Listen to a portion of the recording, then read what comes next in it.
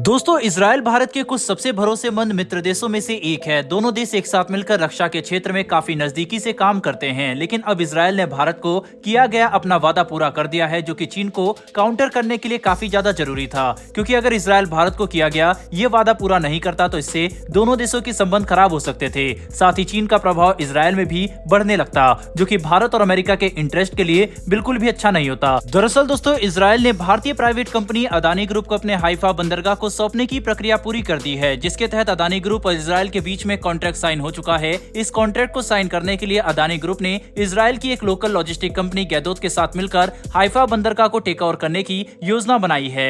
Reference के लिए आप आर्टिकल का स्क्रीनशॉट अपनी स्क्रीन पर देख सकते हैं। हाइफा बंदरगाह इजराइल के कुछ सबसे महत्वपूर्ण और व्यस्त सीपोर्ट में से एक है, जहां पर लगातार कंटेनर और शिपमेंट आते रहते हैं। वहीं आपको ये बात जानकर हैरानी होगी कि इजराइल का 99% व्यापार और इंपोर्ट एक्सपोर्ट बंदरगाहों के जरिए ही किया जाता है। ऐसे में आप अंदाजा लगा सकते हैं कि इजराइल के लिए अपने बंदरगाह और पोर्ट को सही तरह से ऑपरेशनल रखना कितना ज्यादा महत्वपूर्ण है, जिसके तहत अब इजराइल ने अपने एक सबसे महत्वपूर्ण बंदरगाह की जिम्मेदारी भारतीय प्राइवेट कंपनी अदानी के हाथों में सौंप दी है, जो कि काफी बड़ी बात है। साथ ही इस बंदरगाह को खरीदने के लिए अदानी ग्रुप ने कीमत को बीच में परेशानी नहीं बनने दी, बल्कि हर कंपनी को हराते हुए अडानी और गैडोट के कंसोर्टिया ने $1.15 अरब की बोली लगा दी, जिसके सामने कोई भी कंपनी नहीं टिक सकी। यानी इस बंदरगाह को खरीदने के लिए अडानी ग्रुप ने इतनी बड़ी संख्या में पैसे इन्वेस्ट कर दिया कि अब इससे पीछे नहीं हटा जा सकता। साथ ही इस बंदरगाह की रणनीतिक एडवांटेज और चीन के एंगल को ध्यान में रखते हुए भारत भी इस बंदरगाह की खरीद को पूरी तरह से समर्थन देता है। हालांकि आप में से कई लोग ये सोच रहे होंगे कि आखिर इजराइल में चीन का प्रभाव कैसे बढ़ सकता है और हम चीन के किस एंगल की बात कर रहे हैं। तो इसे समझने के लिए हमें सबसे पहले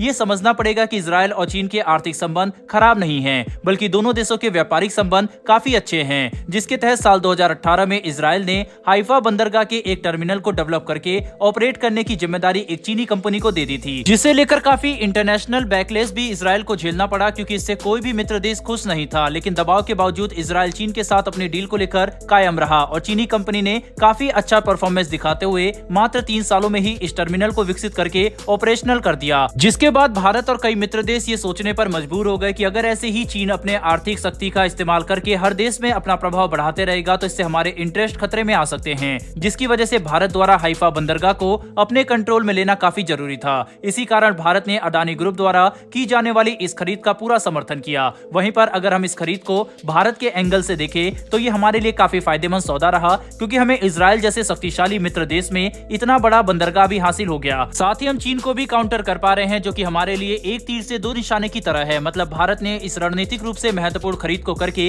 ये बात साफ कर दी है कि भारत विदेश नीति के मामले में आज भी हर देश का उस्ताद है और भारत चीन द्वारा चले जा रहे पैतरों से पीछे नहीं हटने वाला। इतना ही नहीं, बल्कि $1.15 अरब की कीमत पर की गई इस खरीद से अब भारत के पास एक काफी शक्तिशाली बंदरगाह भी हाथ में आ गया है, जिस पर हमारा पूरा कंट्रोल होगा, जिसकी वजह से हमारा आर्थिक प्रभाव भी लगातार तेजी से बढ़ रहा है और अंतर्राष्ट्रीय स्तर पर हमारी कनेक्टिविटी भी बढ़ेगी। कुल मिलाकर चीजों को समझने की कोशिश करें तो भारत द्वारा की गई ये खरीद काफी अच्छी बनकर सामने आई है और भविष्य में हमें इसका असर बहुआयामी रूप से देखने को मिलेगा। बहरहाल बढ़ते हैं हमारी दूसरी खबर की तरफ। तो दोस्तों, ये खबर भारत द्वारा लॉन्च की गई एक नई मिसाइल की तरफ से निकलकर सामने आ रही है, जिसके तहत भारत ने हाल ही में पृथ्वी 2 बैलिस्टिक मिसाइल का परीक्षण किया, जो कि भारत द्वारा स्वदेशी रूप से विकसित की गई एक शॉर्ट रेंज बैलिस्टिक मिसाइल है, जिसे जमीन से जमीन पर मार करने के लिए इस्तेमाल किया जाता है। इसका परीक्षण इसकी क्षमताओं और परफॉर्मेंस को टेस्ट करने के लिए किया गया था, जो कि 100% सफल रहा और इसने अपने टारगेट को हाई एक्यूरेसी के साथ हिट किया। दोस्तों, पृथ्वी 2 भारत की सबसे शक्तिशाली बैलिस्टिक मिसाइलों में से एक है, जिसका इस्तेमाल चीन और पाकिस्तान के हाई वैल्यू मिलिट्री एसेट को टारगेट करने के लिए किया जा सकता है,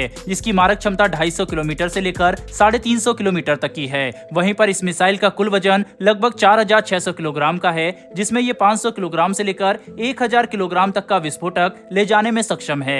यानी कि ये मिसाइल काफी बड़ी संख्या में विध्वंसक ताकत के साथ हमला करती है, जो कि दुश्मन को काफी भारी नुकसान पहुंचा सकता है। बहरहाल दोस्तों, इस वीडियो में इतना ही, लेकिन डीआरडीओ द्वारा की गई इस मिसाइल परीक्षण के लिए कमेंट बॉक्स में एक जय हिंद तो बनता है। साथ ही हमारी आने वाली डिफेंस और वर्ल्ड अफेयर्स से जुड़ी ऐसी डेली वीडियो के लिए चैनल को सब्सक्राइब कर बेल नोटिफिकेशन अवश्य दबा लें। फिर मिलेंगे ऐसी एक नई वीडियो के साथ। धन्यवाद। जय हिंद।